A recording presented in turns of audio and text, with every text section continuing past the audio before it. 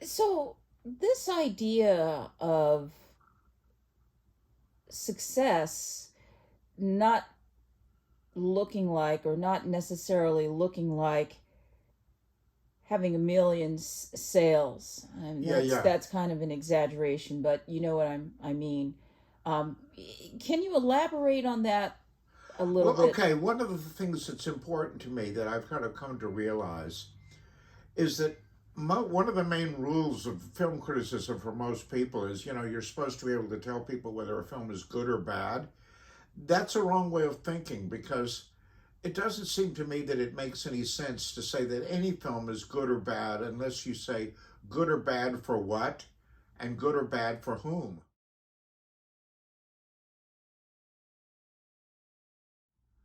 That, in other words, it's kind of crazy to think that the same film should be equally valuable to every person in the world, when on the contrary, a movie which is good for me might be bad for you.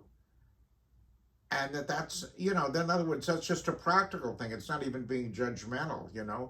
It just seems to me that there's a kind of that we have to revive. And I also think, and I've said this more than once, that I don't think film critics should have either the first word or the last word about any film. I think what they do that's valuable is improve the level of discussion, but a discussion that started before they came along and continues after they leave. I became friends with Jonathan Rosenbaum after selling him this air conditioner. It was 2002, and I had moved to a new apartment in Chicago, which had, unbelievably, two air conditioners. So I certainly didn't need this one.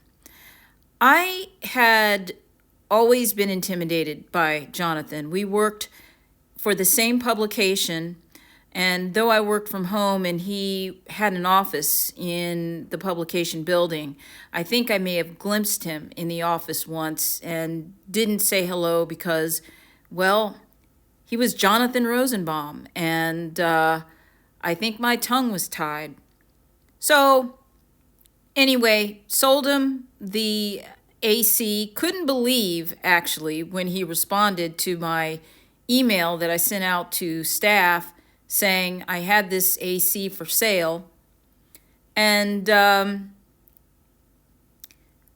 from there, I think maybe we had coffee. And we talked about movies. And he found out that I am a huge fan of film. And we had a lot in common. And so that's where it started. And 22 years later, we remain friends. In this video, Jonathan talks about his latest book, In Dreams Begin Responsibilities. And in an interview, we also touch on some aspects of his personal life from childhood all the way to the present time.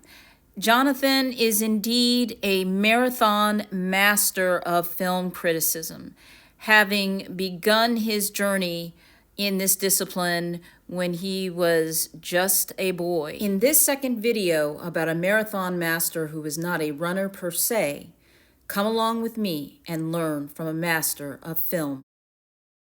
When I start my first regular reviewing job was with Monthly Film Bulletin, and that was like 1974. Wow. So we're talking 50 years, half a century. Uh, where did you get your start and how in film reviewing, film critiquing? And do you see a distinction between the two, film reviewing and film criticism? You think they're different? Well, somewhat, yeah, because I mean, I think reviewing is a consumer price, and criticism takes a longer view. Um, I mean, and the point is, I grew up with movies, and my father wrote a column in the local newspaper, sort of like discussing the films that were showing at his theaters that week. And I took over his column once. But I mean, back then when I was a kid, I probably thought what I was doing was film reviewing or film criticism, but it wasn't. It was promotion, So Uh, I think that's a problem that almost all critics have, is distinguishing what they're doing from advertising. so when you say, now I'm kind of curious, I'm kind of going off script here, because when you say that as you look back on it, it was promotion, do you recall how old you were when you wrote this for your dad?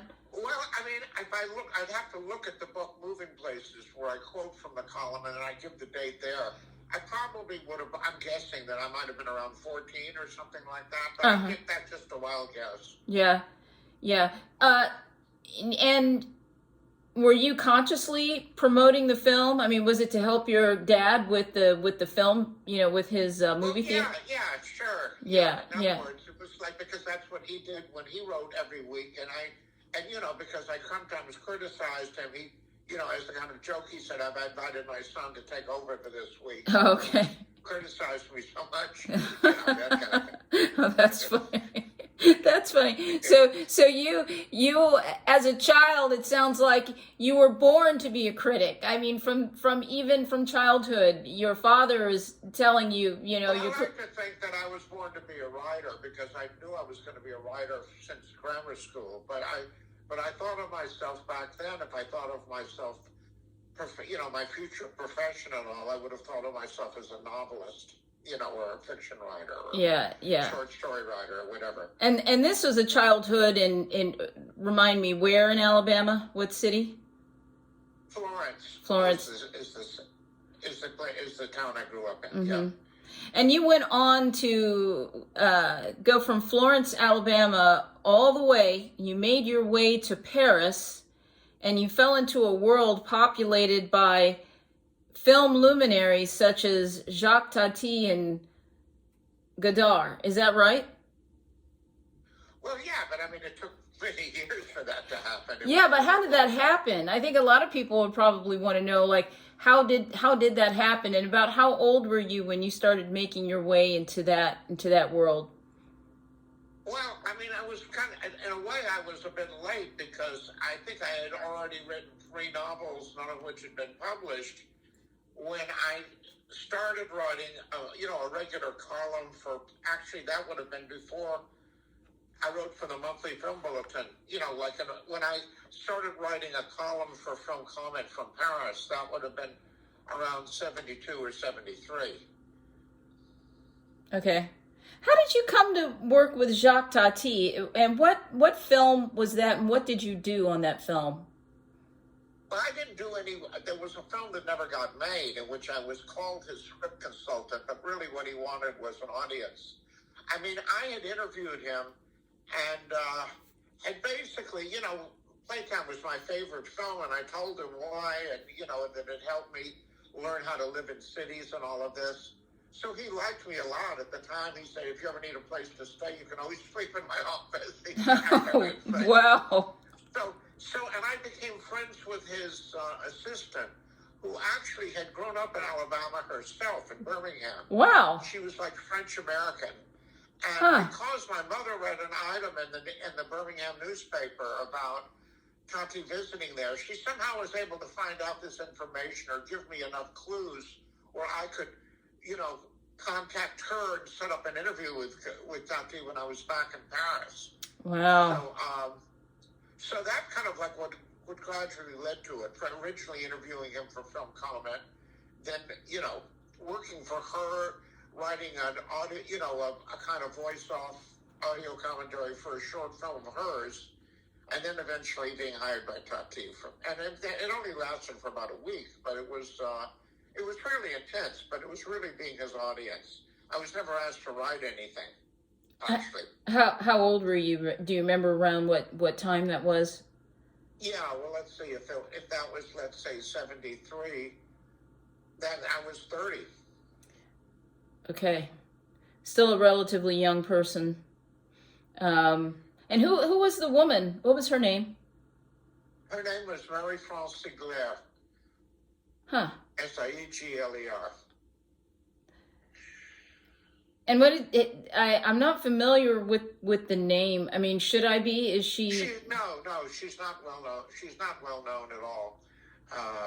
she made, she made years and years after Tati died, she made a feature of her own, which I saw and liked, but even that didn't get, like it wasn't like, she didn't become famous or anything like that. Yeah. She appears in Playtime very briefly in in the last sequence. She's sitting next to the heroine on a bus, actually. Oh. Before I move on to the next question, this one is a pretty obvious one to ask, but you said that, I think you said that Playtime was, at least at the time, your favorite film. Why is that? What was it about the movie it taught me to live in cities because one reason why I moved from New York to Paris was because every time I left my apartment and was just walking down the street in New York, I felt assaulted by sensory overload. I mean, there was too much to see, too much to hear, too much to smell. I mean, it was like, I felt like I was being bombarded. And what the great thing about Playtime is it showed ways you could organize in your head the different in a kind of humorous way and a creative way and in a poetic way. In other words, that you didn't have to merely be the victim or the recipient. You could be a collaborator with, sort of creating a certain kind of like a version of what you were receiving. And that was what, Playtime taught me how to do. Huh. Jean-Luc Godard. How do you come to, did you work with him or how? No, well, I interviewed him twice, so if that counts as working together, yes, but otherwise, no. Oh, okay. And that was, that was a gradual thing. I found out that when I was briefly a New York correspondent for Cahiers du Cinema, I was, teamed up with the person who was the editor of Cahiers du Cinema then, Serge Danet. And Serge Danet, who had interviewed Godard, told me that Godard liked my writing. And I'd also heard something about this from a producer of his King Lear, Tom Luddy, because Tom Luddy, Godard asked Tom Luddy to call me and tell me that he really liked my review. So I had indications that Godard liked me before I actually met him, and so on, for the second interview I did with him. Yeah, and isn't it Godard who says, I'm not looking at it, but he says something about, he gave you some high praise as like one of the most important film critics in the world? I'll have to find that. He basically called me a successor of James Agee, and he compared me to Andre Bazin. And he said, we don't have writers like him in France today. So it was like, and this was in his press conference at the Toronto Film Festival. When? What do you remember? Around what time? It would have been, I think, I'm very bad about dates because but I think it was in the late 90s. I can check. Yeah. So what was your most memorable experience in Paris during that time? And how long were you there? For how long did you live there? 5 years. Okay, so throughout your, it sounds like maybe mid-20s to early 30s, late 20s, early 30s, you were there? Yes, that's right. Yeah, exactly. And in terms of, the most memorable thing that happened, I suppose, in a way of being the most unexpected, was, writing a letter to Orson Welles about his first film project, Heart of Darkness, which he never made. And not even expecting an answer, so I stayed up all night finishing a draft for this article for Film Comment, and then getting a call the next morning inviting me to have lunch with him. I mean, that was kind of like a very and when the first thing I asked Wells when I at the restaurant was why he invited me, and he said, because I don't have time to answer your letter. Oh, well, I'm sure you were probably pretty glad he didn't have time to answer that letter. Yeah. So you've lived in Chicago now for decades. How many decades would you say? Well, since 1987. Okay, wow, it's a long time. I've lived longer than anywhere else. Yeah. So why settle there? Why did you settle there? I mean, as a person sounds like you've traveled the world. Well, I came here because of the job of writing for the Chicago Reader, and then while I was here I bought a condo, and I also have a lot of possessions, a lot of books. I used to have a lot of DVDs and Blu-rays and VHSs, and so basically, it would be too expensive and too difficult to move.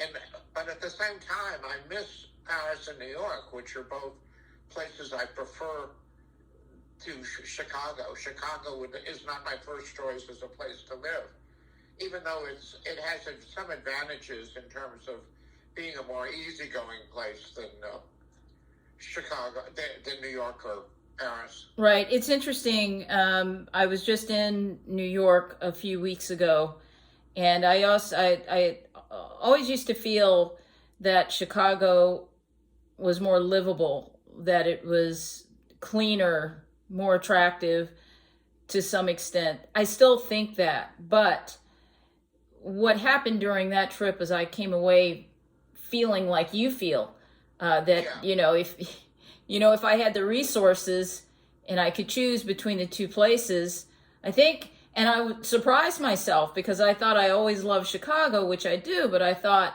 no, I'd want to give New York a whirl. It's, Well, for people who want to sort of like make it in a given profession, it's sort of like New York is more exciting. But yeah. I think but you had it right. Chicago is more livable. Yeah, and you get a bit of excitement in Chicago. I mean, you got some things going on. It's it's definitely No, not it's a true. sleepy place. Right. But it's true. But I also sort of feel like, I used to say the main cultural activity in Chicago is sports, and I have no interest in sports. Therefore, I can get a lot of work done. Whereas if I lived in New York, I would be constantly lured away from work by all the things that the city had to offer. Which is not to say that Chicago doesn't have a lot of things of its own to offer, Right. which I don't always take advantage of. But it's just that. I mean, in a lot of ways, Chicago reminds me of London, and the only reason why I wound up living in London was because I couldn't support myself enough, and I didn't have enough money, and I needed a job when I was in, and that's why I moved from Paris to London. What'd you do If in it hadn't London? been for that, but Well, otherwise I would have stayed in Paris. but what did you do in London? I worked for the British Film Institute, so I was a civil servant. I mean, because that's run, finance, but a state organization. So I was the assistant editor of Monthly Film Bulletin, and I was a staff writer for Sight and Sound, which were the same department. Oh, So I was working on two of their film magazines. oh, okay. And New York, how long were you there for, and what did you do? I mean, it sounds like, Well, it's hard to judge because I was in New York more than once at different times, but including, I started college at NYU. When I was in graduate school, sometimes I was commuting from New York. But my mother was a New Yorker, so, I mean, as a child, and, I'd been there on family trips and so on, and so it's hard to kind of like add up all the times, but I've been in, New York is a city. I mean, I even remember a family trip there, films that I saw when I was there in 1950, for example. I mean, wow, okay. and again, when I was just a kid, but it was an integral part of my life, partly again because my mother was from there. I had cousins there. I had grandparents who lived there, etc. When you say your mom was from there, New York City, Manhattan? Yes. Okay. How about your dad? Where's he from? He was born in Denver, but had been in Florence, Alabama since he was 10 years old. So he really was He kind basically, of like rooted to the spot. yeah.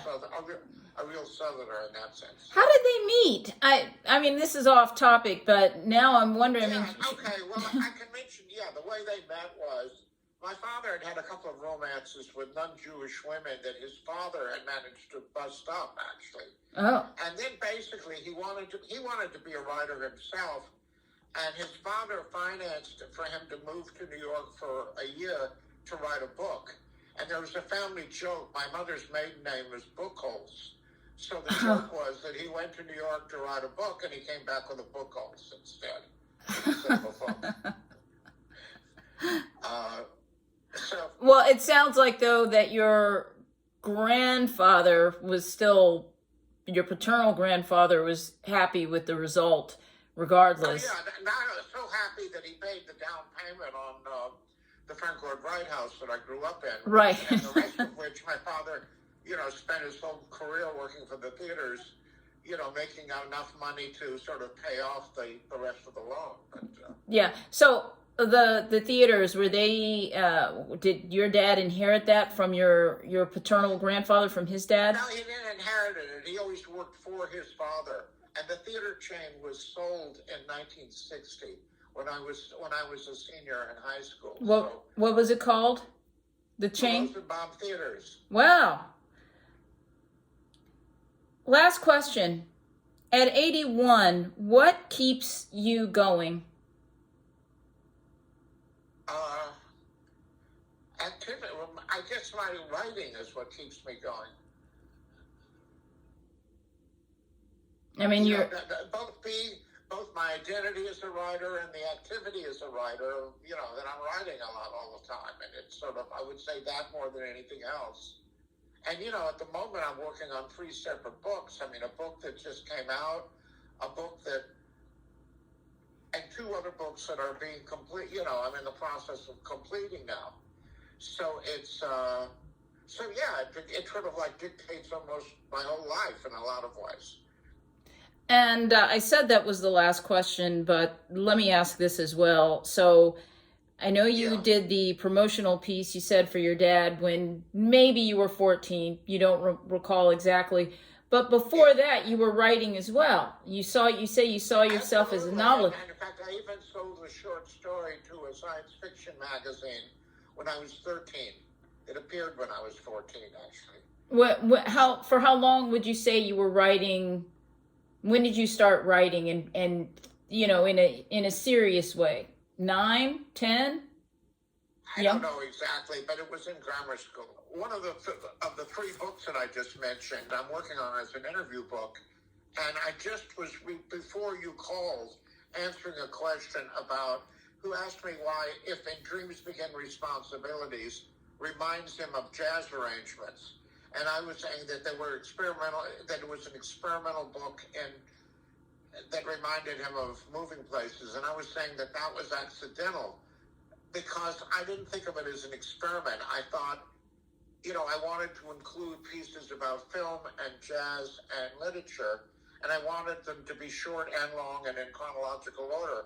And just by sticking to those rules, the results reminded him of a jazz arrangement, but that wasn't my intention. Yeah. Not a conscious intention, but I think unconscious motives are as relevant, to maybe to conscious ones. Then. Well, this is a great place to plug your book, In Dreams Begin Responsibilities. Watch the rest of this video and hear Jonathan Rosenbaum talk about what motivated him to write his latest book. Thanks for watching. So tell me about your latest, In Dreams Begin Responsibilities. Where does that title come from? The title comes from William Butler Yeats, and it was used as the title for a very wonderful short story by Delmore Schwartz, but he got it from Yeats. And the story, which a lot of people think it comes from Delmore Schwartz, it's basically a story. It's I think the first major thing he published, at least that I'm aware of, at least in Partisan Review. And it's basically, the whole story is a dream dreamt by the narrator in which he goes to a movie house and watches a movie which turns out to be a movie of his parents on their first date. And he gets very excited and starts yelling things at the screen, and finally the waiter drags him out of the theater, basically. And then the story ends with him waking up like something like the morning of his 21st birthday or something. Anyway, that's what the story by Schwartz is about. But anyway, I learned about it from, I think I can't remember the name of the book that it's in, but it's not actually it's kind of like an epigraph, or it's on the title page of an early book by Yeats, but I can't remember the title of the book. It's something like, it might be called Responsibility, is one of his books. I can't remember. But why this title for your book? So Why tell is us it? tell us a bit about the book that you've written. Um, Well, what's this the is a subject matter? collection that's sort of spanning my whole career from the time I was in college to the present. The reason why I like that title is that I really feel like, well, I believe in the title literally. I believe that, in other words, that art is a kind of dream, and it's not, even if it has the illusion of being, completely free, one has to be responsible to it. I mean, it's not that you can just sort of do anything. You have to have a morality, you have to have a kind of ethical grounding of some time, and that's where responsibilities come in. So I actually just think that it's in a way it's it's not expressing the same thing as nobody gets a free lunch, but it's something that could be related to that. I mean, I suppose. But how does this relate to the content in this book? I mean, this is a book about movies and music.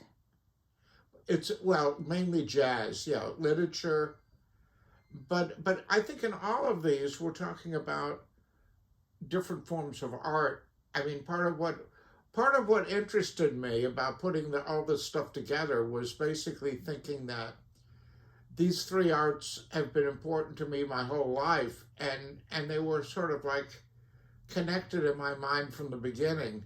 So it seemed to me kind of like, sensible to put them together, even though I had trouble getting a publisher, because the first two academic presses I went to, the editors loved it, but it was vetoed by the publicists. And it was shocking to me to discover, first of all, that publicists for academic presses could reject a book. But it was also kind of shocking that they would basically value, it's basically that the reason why my book was rejected was the whole Reaganite idea is you take an existing a market that already exists and you exhaust it. You cannot start a new market, and you cannot even think of doing something that didn't already exist. So it's the reason why we have sequels and remakes and everything, because the idea since Reagan took office was that we don't start anything new, we just exhaust what we already have, economically speaking. And I've always been opposed to that. So this book is what, a meditation on film, music, and art. Would you describe Well, it that and way? I don't know if it's simply that. It's incidentally that. And one of the things I discovered while putting the book together was how much individual pieces in the book compare these two or three art forms to each other in certain ways. I've seen parallels, in terms of, so I was really surprised at how much that had been a subject that had been preoccupying me for my whole career. And so it became another form of an autobiography in a way, because I have notes on individual pieces explaining how they came to be written in some cases, but also um, it's a kind of a, well, I don't know. The one of the rules of the book too is that I didn't include anything that appeared in any of my other books. It's all stuff that hasn't appeared in any of my other books. There are 100 pieces in this book. So I don't want to sort of like try to generalize 100 pieces. Mm-hmm. And it's not that all 100 deal with all three art forms, but at the same time, I mean, one thing I argue in the introduction is that, well, the two people I quote at the beginning of the introduction are Jorge Luis Borges, the Argentinian writer, and Manny Farber. And I criticize the way both have been edited in the past. When Borges was edited in English, all of his fiction and nonfiction are put in separate volumes, his essays and his stories. And that to me goes completely against the grain of what his writing is. That the whole point of so much of his writing is that his fiction and nonfiction belong together and they speak to each other and they have, in other words, so it seems to me, I don't know, against the spirit of his work to separate them that way. And again, it's sort of like it's defining the market for him and thinking in terms of, money and saying, there's one market which is fiction and there's another market which is nonfiction. But the point is that we should be thinking about is if there's a market for Borges, what's that? Not the market for fiction and not the market for nonfiction, but the market for Borges. And it seems to me the market for Borges, you're really appreciating Borges more and getting more out of him if you're considering the fiction and the nonfiction together.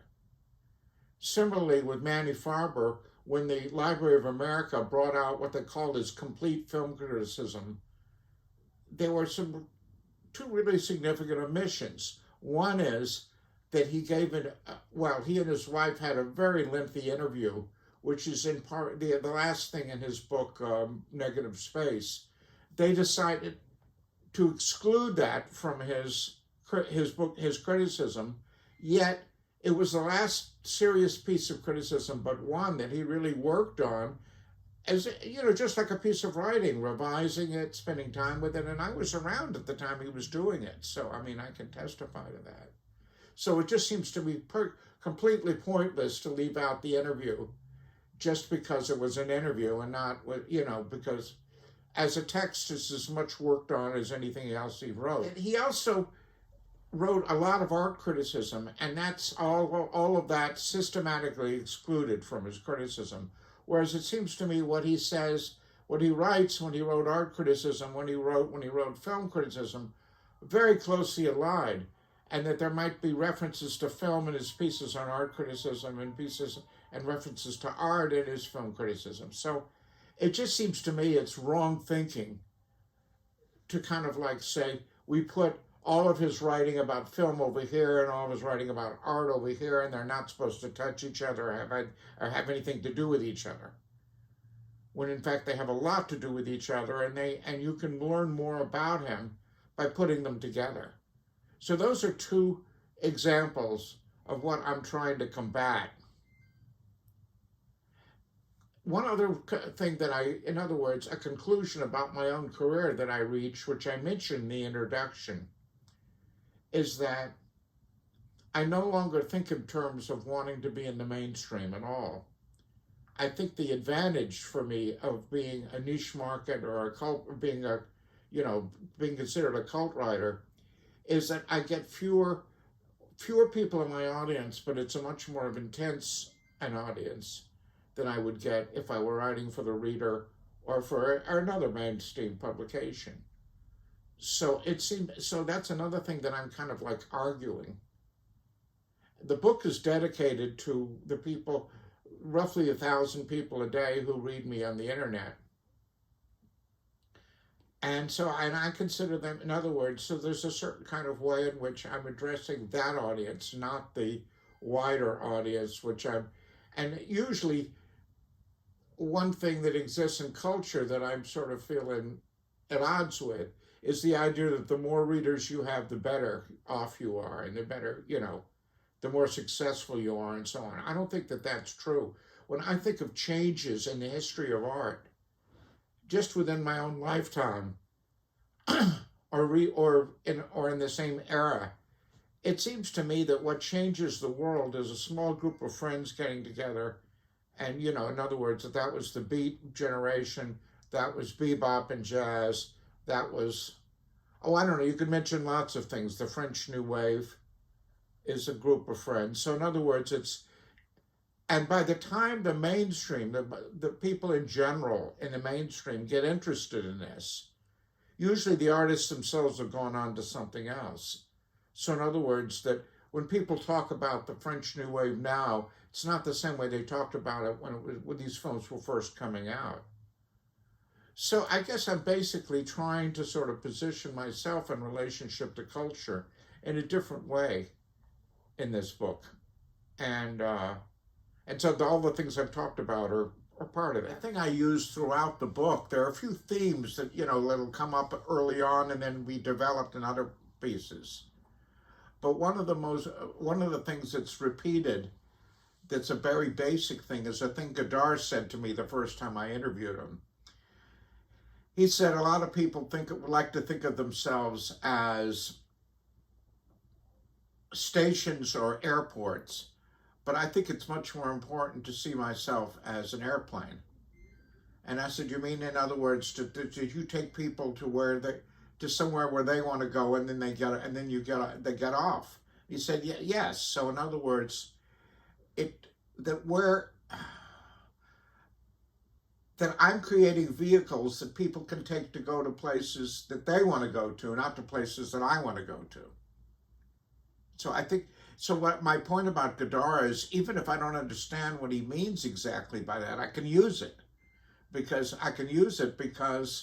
it's very easy to sort of see how a thing I write can be used by somebody else, not to fulfill any agendas of mine, but to fulfill their own agendas.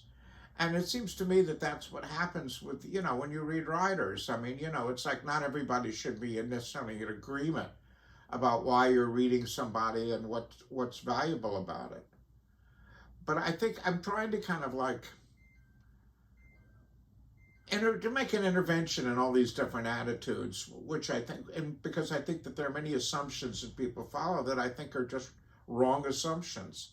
I think it's wrong assumptions to say that a film is good or bad in some kind of absolute way for all time and all people. It just doesn't make any sense to say that. And I think and you see, so much of the agenda of what criticism is or should be is controlled by the studio, like the Hollywood studios, who basically sort of they control when you usually write it, how much time you have to do it in, and everything. So it's like it's almost, and they have the power to sort of prevent you from seeing the films before, to review it and so on. So it seems to me that what is called film criticism is actually a form of advertising that's tolerated and given more credence by being called, criticism, when in fact it really is just advertising a film the week it opens.